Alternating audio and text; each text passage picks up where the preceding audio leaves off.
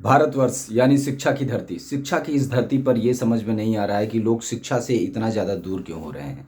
शिक्षा को लेकर के कोई भी सरकारें, कोई भी संस्थाएं सोच क्यों नहीं रही हैं।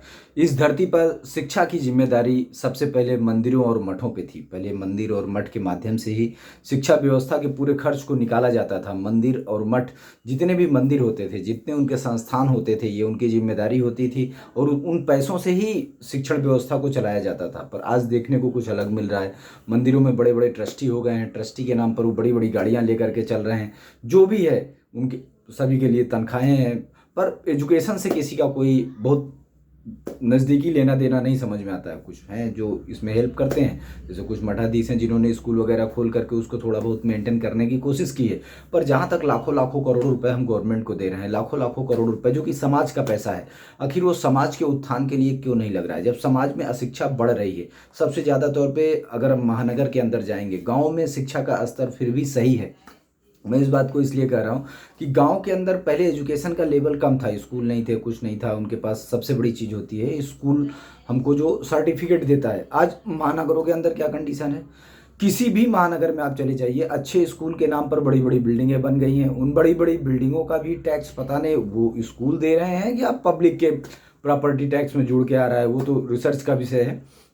पर ये जो देखने को आ रहा है, उनकी फीस इतना ज़्यादा है कि उनकी फीस और हर आदमी की न्यूनतम इनकम, जो कि कंपलसरी तौर पे इस तरीके से डिसाइड नहीं की गई गवर्नमेंट के द्वारा कि इस आदमी को इतना पगार मिलेगा ही मिलेगा, तो उस एवरेज का जो डिफरेंस है उसके कारण आज ये देखने को आ रहा है कि बहुत बड़ी एक आबादी लेबर के तौर पे पैदा हो रही है। बहुत बड़ी एक आबादी है जो लेबर के तौर पे पैदा हो रही है। लेबर के तौर पे इसलिए पैदा हो रही है क्योंकि वो शिक्षा नहीं ग्रहण कर सकती। अभी बीच में एक चलन चला एजुकेशन लोन का। अब एजुकेशन लोन पहले बड़े एजुकेशन के लिए स्टार्ट हुआ। ये ट्रेंड देखिए, आर्थिक माफिया किस तरीके से किसी समाज को ट्रैक करता है।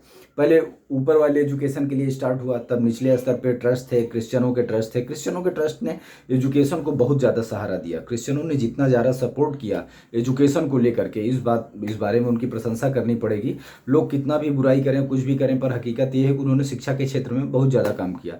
इसके एवज में अगर आप हिंदू ट्रस्टों को देखेंगे, हिंदू मंदिरों को देखेंगे, हिंदू मंदिरों से ज़्यादा चंदा क्रिश्चियन ट्रस्ट में नहीं आता। क्रिश्चियन ट्रस्टों के पास उतना पैसा भी नहीं है जितना हिंदू मंदिरों के पास पैसा है। पर उन्होंने एजुकेशन के लिए क्या किया ये सभी समझ सकते हैं, उसको कुछ कहने की ज़रूरत नहीं है। हम अपने आप देख भी रहे हैं, जो कल्चर चल रहा है उसको भी देख रहे हैं। पर ये जो अशिक्षित आबादी पैदा हो रही है, ये अशिक्षित आबादी किस लिए पैदा की जा रही है। आखिर कोई आर्थिक माफिया, वही आर्थिक माफिया स्कूलों को भी लोन दे रहा है बनाने के लिए, वही आर्थिक माफिया इंडस्ट्रियों को भी लोन दे रहा है चलाने के लिए, वही आर्थिक माफिया सभी को दे रहा है।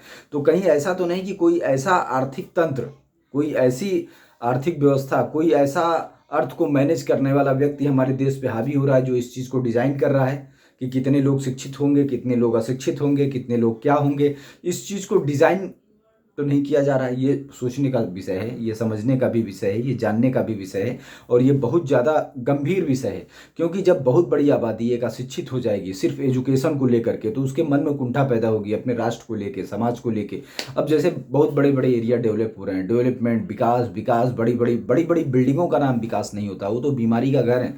क्योंकि बड़ी बड़ी बिल्डिंगें हैं, धूप पानी जाता नहीं, विटामिन डी कम हो जाएगा, सी काम नहीं करेगा, सारे रोग आपको आएंगे।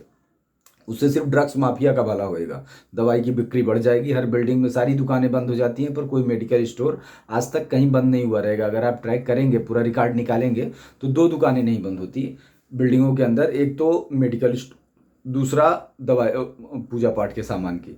सिर्फ दो चीज़ें चल रही हैं मार्केट में, सिर्फ दो लोग ही चल रहे हैं, एक मंदिर, एक हॉस्पिटल। समाज के अंदर सिर्फ मंदिर और हॉस्पिटल ट्रेंड पे हैं, उसके अलावा जितने लोग हैं सभी तकलीफ में चल रहे हैं।